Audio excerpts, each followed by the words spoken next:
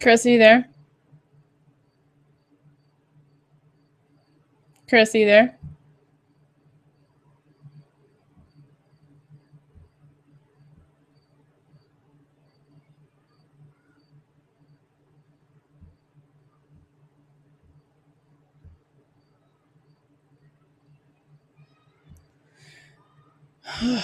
Well, I think that your mic somehow isn't working.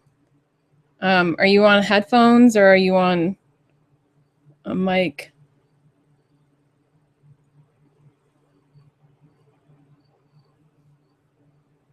And your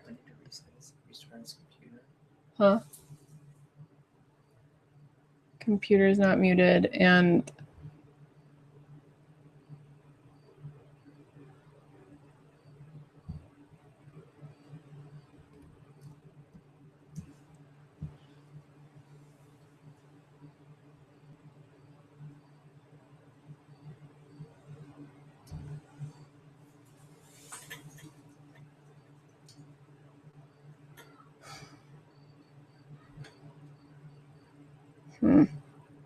well, can you maybe get headphones and try it that way? See if it helps. Like maybe your computer is actually, can you go to the settings and make sure that the correct input and output is chosen?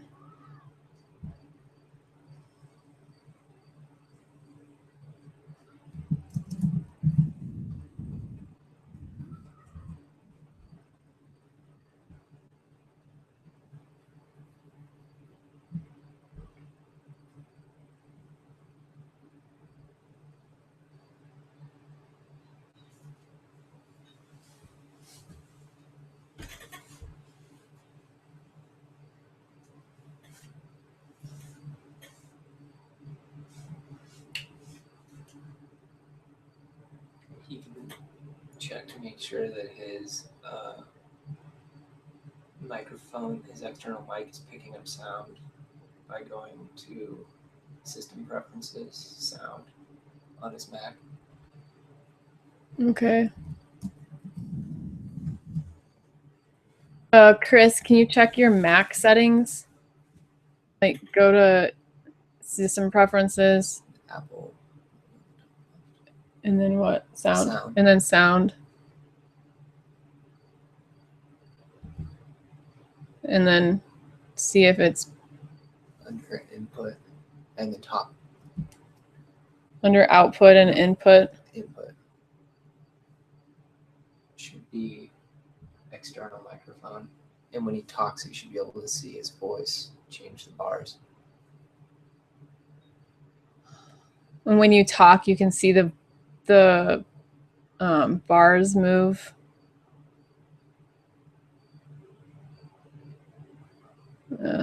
Dan, are you there?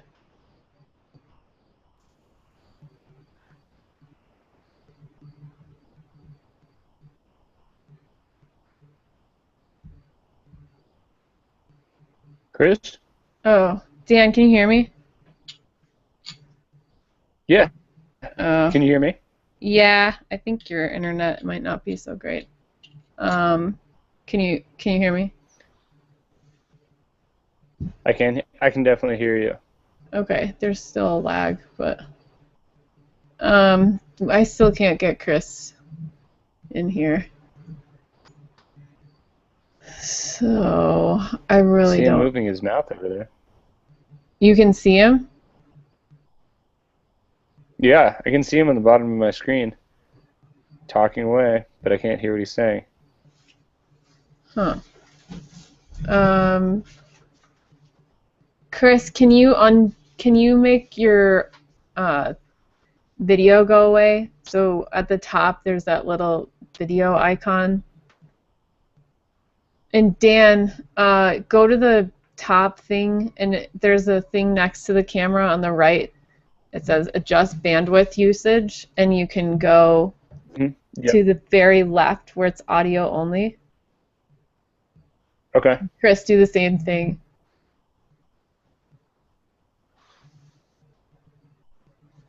What? Can you hear me now? Yeah, I can hear you. Can you hear me? Okay. Yep. What? Is your internet on the right? Still can't hear Chris though. Yeah. Yeah.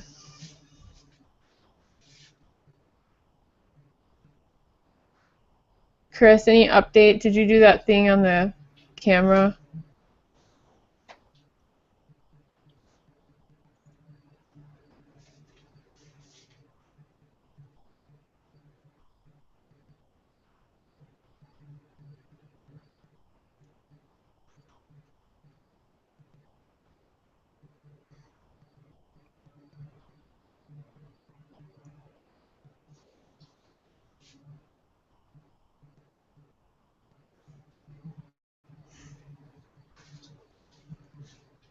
Huh.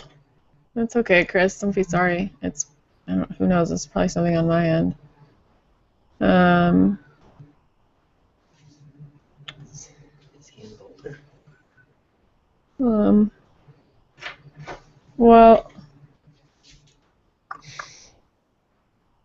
Schedule. huh? Could reschedule. Yeah, well, we could reschedule and then the same thing is going to happen. So, this never works. It's never worked once. It's so frustrating. Balls. Yeah. Chris, if you put headphones in, you have to change the settings then, I think. Like the input, or I mean output.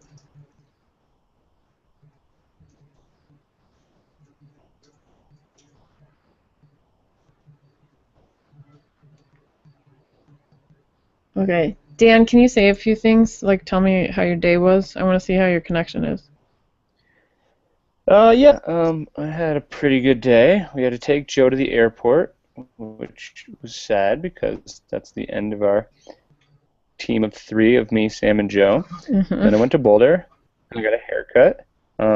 You did? But I actually really didn't get much hair cut off. I still have very long hair because my gay haircutting friend was really excited about the idea of me wearing my hair in a ponytail, or what he described as a man bun, and his enthusiasm was so great that I also decided that that was a good idea, which I'm now not so sure about now that I'm not sitting in his barber chair. Yeah. But I'm kind of excited that my hair is long enough that I could pull it back out of my eyes and I don't have to wear a baseball cap when rock climbing now. Yeah, that's nice. Oh, that's Yeah. good. Okay, well, That's pretty much. your connection is good enough. I think, Chris, what we're going to do is not have you be involved, which sucks. But I don't know what else to do, and I really want to get people's questions answered, and I want to get this out. So, I'm very sorry, but you're being kicked out of your own Q&A. Okay, I don't know. We'll try again next time, and we'll test it out the day before so that we know everything is okay. But you can hang up whenever. It's okay. I'm sorry. Okay. So Dan and I are going to do this. Awesome. If that's Sorry, okay with Chris. you, Dan. Sure, I'm here. Okay, Yeah. and maybe Seth's standing right next to me, so maybe he can step in if necessary, or like if we can't answer questions. Okay, so let me just pull up my questions here. Okay, so welcome to the TrainingBeta Q&A. We try to do this monthly, and I'm Neely Quinn. I run TrainingBeta with my husband Seth Lighton, and on the line with me is Dan Mursky, who is a super strong climber. He's a BD climber, and he actually recently joined us to start doing one-on-one coaching for you guys. And if you're interested in that, you can go to trainingbeta.com and click on the coaching tab at the top, and you can find out more information about that. But this is Dan's first time on the Q&A, and he is a wealth of knowledge, so we're going to answer some questions that were sent in to us over the last week or so. And sweet. Yeah. So I'm just going to start. So I'll be doing nutrition stuff and probably some specific questions to TrainingBeta, and then Dan, we'll kind of just go back and forth. So Jennifer Prince wrote in questions that I'm a big fan of the show. Actually, she said show. I was wondering what are perfect foods, drinks, supplements for fastest recovery. Like, say you usually need 2 rest days for best performance, but are in a scenario where you only have 1. Mayhaps you have covered this and I did not take note. Also, I live in Boulder, and after listening to your, never mind, that's a private question. Okay, so she wants to know what are perfect foods, drinks, and supplements for fastest recovery. Number 1, and I think Dan will totally agree with me, is drink a shitload of water. Like, try to drink a gallon of water through the day before during your rest day, and also on your climbing days. Even try to drink as much water as you possibly can, and that's going to help flush out everything. And I know it seems really obvious, but like, it really does help. The other thing would be to have a lot of people are swearing by protein drinks, like protein shakes with some sort of sweetener in them, because we need that balance of protein and carbs for recovery. And so I think that right after workouts, that might be a good idea.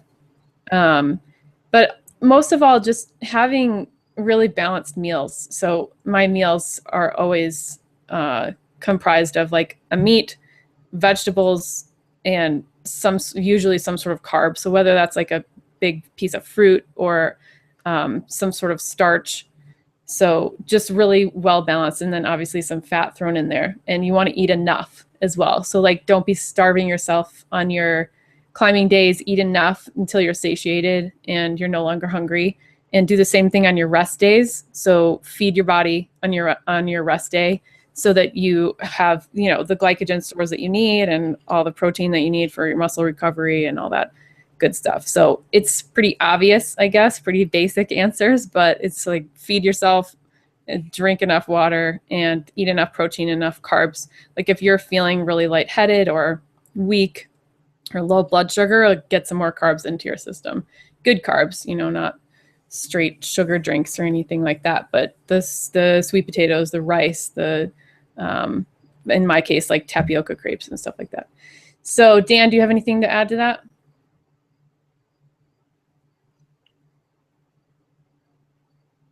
Well, can you still hear me, Neely?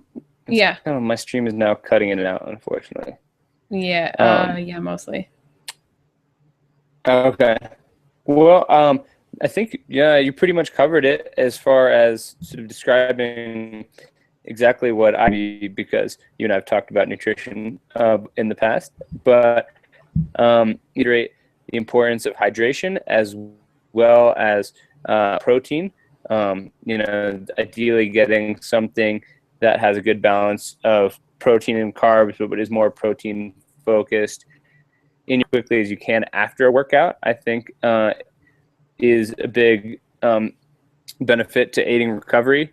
And then also, as Neely mentioned, beyond some sort of protein shake or something, which I definitely do right after workouts, I try eating real food, and I kind of stay away from just eating a bunch of bars and things that come out of wrappers. So I really try to get something in me right away, and then I focus a few really good, well-balanced meals that are similar to what Neely said: protein, vegetable, and some sort of carb starch balance, and not being afraid to even eat maybe more than I think because if you're working really hard, your body really needs that fuel to recover and rebuild. So that's all I would add. Cool. I think that your internet isn't good enough for this, unfortunately. Shoot. Yeah, we have some viewers on here, but I think that the recording of this is going to be pretty annoying. But since we do have some viewers on still, I guess we'll just finish it, and maybe I just won't put out the recording. But okay, I'll just go on to the next question. Okay, what is the best posture to train an assisted one-arm dead hang? Do you recommend keeping your body open and your shoulder parallel to the fingerboard? Also, what would you say is the maximum added weight one should hang a certain hold from before changing to a smaller hold or one-arm dead hangs? This is from Adrian in Austria. So, Dan, I have no idea. What is the best posture to train an assisted one-arm dead hang? Do you know, Dan? Well, let's see. Having done a bunch of assisted one-arm dead hangs recently, I have some things that I definitely done. I think with any training that you're doing on a hang board, having engaged shoulders and slightly is really important. And I think that's it's most difficult to maintain those things in a one-arm situation, because it's so much easier to have your off to the side to sag onto that arm and have your shoulders. So I really try to focus on keeping my shoulder blade drawn back, my elbows, and I don't mind if my body rotates underneath the board a little bit. I don't think that's super important. I think that's kind of natural, and you're always sort of fighting that swing or that rotation of your body a little bit. So I would say is let my body sort of face the arm that I'm holding. So if I'm holding a hold with my right hand, I let my body kind of turn clockwise. If I'm holding the hold with my left hand, I let my body turn counterclockwise, which is kind of the natural direction your body will want to turn. And then really I try to movement of my shoulder and my elbow. And that's sort of my what I try for as far as the posture dead hang situation. Okay, cool. All right. As far as adding weight, I think that I'm definitely a big proponent of higher weight on bigger holds than less weight on smaller holds. I mean, I think, unless you're welcome to move down. It's going to be in what you're getting from your training. So, I definitely work on Dan, I think we have to stop. It's just too bad. You there?